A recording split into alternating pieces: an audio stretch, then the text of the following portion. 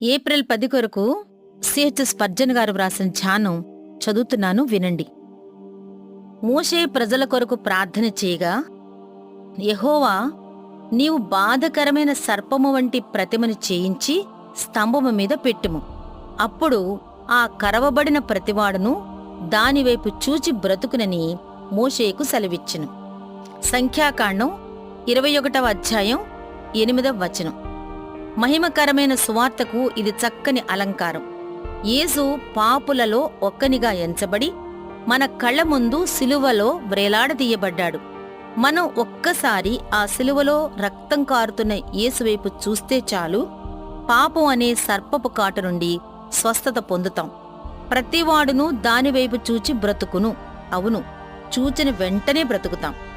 ఇది చదువుతున్న నువ్వు నీ పాపం బట్టి ఏడుస్తూ ఉంటే ఈ మాటలు జాగ్రత్తగా గ్రహించు. దానివైపు చూచు ప్రతివాడును బ్రతుకును. చూచే ప్రతివాడు ఇది నిజమని గ్రహిస్తాడు. నేను నా జీవితంలో అది గ్రహించాను. నేను యేసువైపు చూచిన ఆ రోజు బ్రతికాను. నాకు తెలుసు అది నిజం. ఆ యేసువైపు చూస్తే ఈ రోజు నువ్వు కూడా బ్రతుకుతావు. నిజాన్ని గ్రహించు. నీ నరనరాల్లో విషం ప్రాగిపోయింది. నీకు ఇక నిరీక్షణ లేదనేది నిజం. అవును, యేసు తప్ప వేరే నిరీక్షణ నీకు లేదు. అయితే ఇది అనుమానం లేని, తిరుగులేని వైద్యం. పాము కాటు పొందిన ప్రతివాడు దానివైపు చూచినప్పుడు బ్రతుకును. ఆరోగ్యవంతులు ఇదేదో వింతగా ఉందే అని దానివైపు చూడాలనే ఉద్దేశ్యంతో ఆ ఇత్తడి సర్పం పైకెత్తబడలేదు. కేవలం పాము కాటు తిన్నవారు దానిని చూచి బ్రతకాలనే అది పైకెత్తబడింది. నేను పాపం చేశానని నిజంగా ఒప్పుకునే వారి కోసమే మరణించిన నిజరక్షకుడు యేసుక్రీస్తు.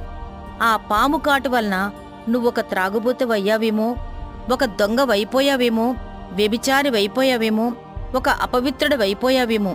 ఏమైనప్పటికీ నువ్వు ఆ గొప్ప రక్షకుని వైపు చూస్తే ఆయన నీ జీవితాన్ని పరిశుద్ధంగా మార్చేస్తాడు.